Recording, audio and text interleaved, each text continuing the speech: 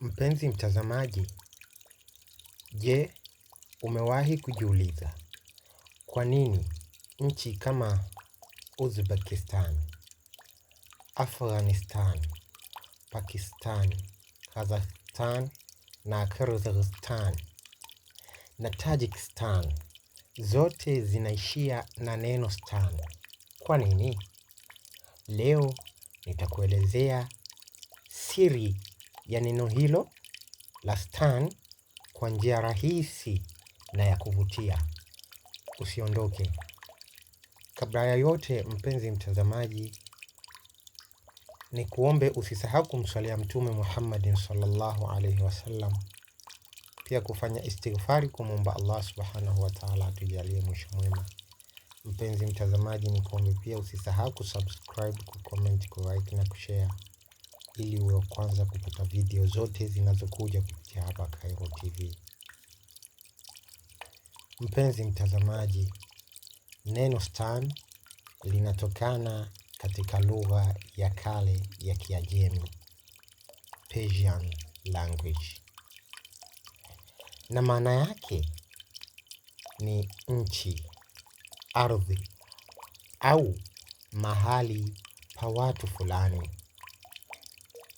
Lugha hii ya Persia pia inahusishwa na lugha ya Kifarsi. Kwa kifupi, mpenzi mtazamaji, stan humaanisha nchi ya. Stan humaanisha nchi ya. Hebu tuangalie mifano. Uzbekistan, kwa maana nchi ya Wauzbeki. Hao watu wa Uzbeki ndio nchi yao. Kyrgyzstan, maana yake nchi ya wa Kyrgyz. Tajikistan, maana yake nchi ya Watajiki. Kazakhstan, maana yake ni nchi ya wakazi. Afghanistan ni nchi ya Waafghani.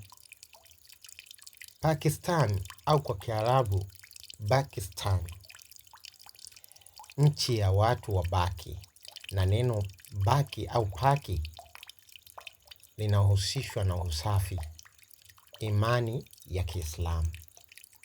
Mpenzi mtazamaji, huenda ukajiuliza kwa nini eneo hilo hasa? Kuna sababu kuu 3 ambazo zinahusishwa na hiyo stani na eneo hilo. Sababu kuu ya kwanza, eneo la Asia ya kati na kusini liliathiriwa sana na utamaduni wa Kiajemi kwa maelfu ya miaka. Sababu kuu ya pili, mataifa mengi yalikuwa na makabila yanayofanana kihistoria. Sababu ya 3, stan linatumika kuonyesha utambulisho wa watu na ardhi yao. Ndiyo maana utaona nchi nyingi za eneo hilo la Asia ya kati na kusini zinatumia jina la stani kwa kumaanisha kwamba umiliki wa ardhi yao.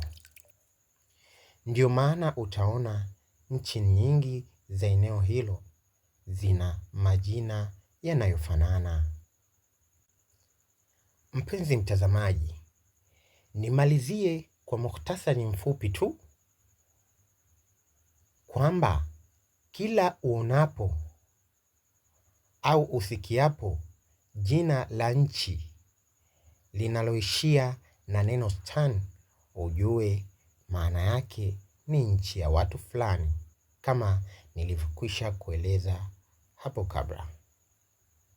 Mpenzi mtazamaji, kufikia hapa ndio mwisho wa uchambuzi wa nini stan na ina maana gani katika hizo nchi ambazo zinaishia na neno stan.